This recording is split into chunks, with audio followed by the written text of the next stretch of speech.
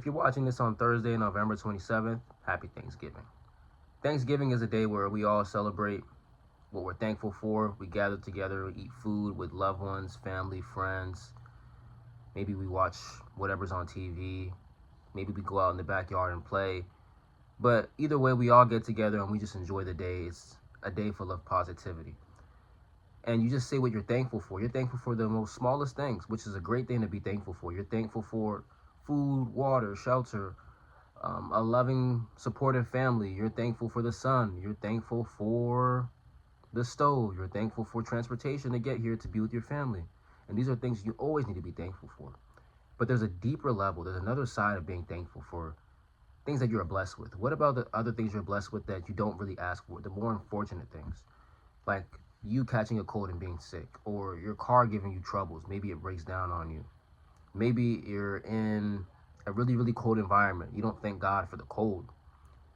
Instead, you thank God for a really, really warm day, a nice 75 and partly cloudy day with a light breeze. You thank God for that. You're so happy. You're so grateful for that.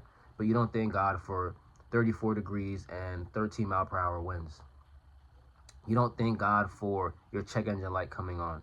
You don't thank God for these things because you didn't ask for them. Like, you asked for the benefits. You asked for the good things. You asked for the positive things, the things that can work in your favor, the things that don't cause any stress, the things that don't put you in a negative mood, the things that don't really bother you. But the reason why you should do this more often is when you think about the things that are unfortunate for you, the things you don't really want, they come unexpectedly, you don't really prepare for them. This different perspective allows you to be even more appreciative of everything that you have. This level of gratitude that you have is times two now because you thank God for the cold. How do you thank God for the cold? You just simply look at what life would look like when you're only warm.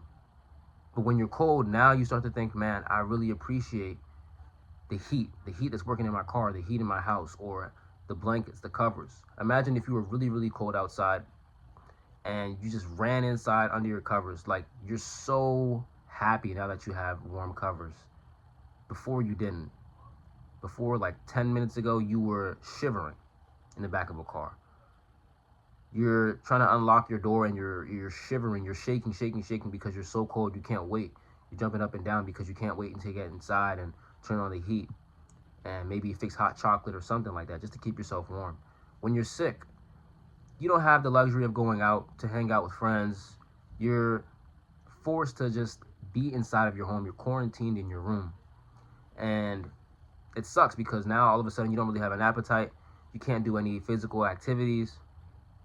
You can't go out and meet other people. You can't spend time with people that you like and you love. You're forced to just get better. You can't do anything but drink fluids and get rest. But when you get healthy, you're so happy about your health being in order that you just thank God so much for the fact that you're now healthy. But when you're sick, it's so hard. It's so difficult to think about just being in a state of gratitude because you're sick. It's not really normal, but it takes practice, and it's something that you can actually do, something that you should practice doing a lot more often.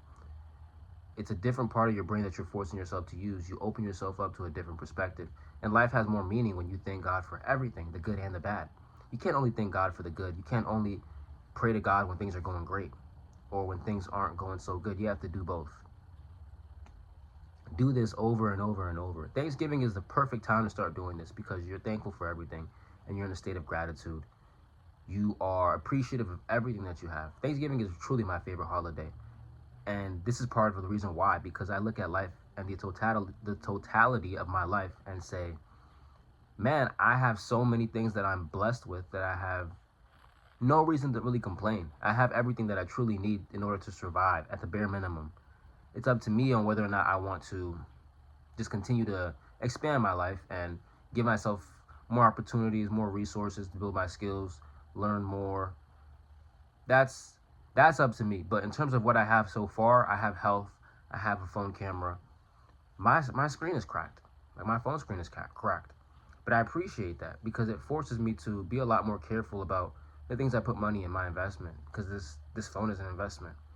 So I need to be more careful with the things that I have. I need to be more appreciative of the money that I have. I don't have a lot of money. Thank God for not having a lot of money, because now I view money in a different way that somebody who didn't work hard for their money or was just given money, they didn't have to go through a long process of earning this money. They don't appreciate it the same way I might currently today.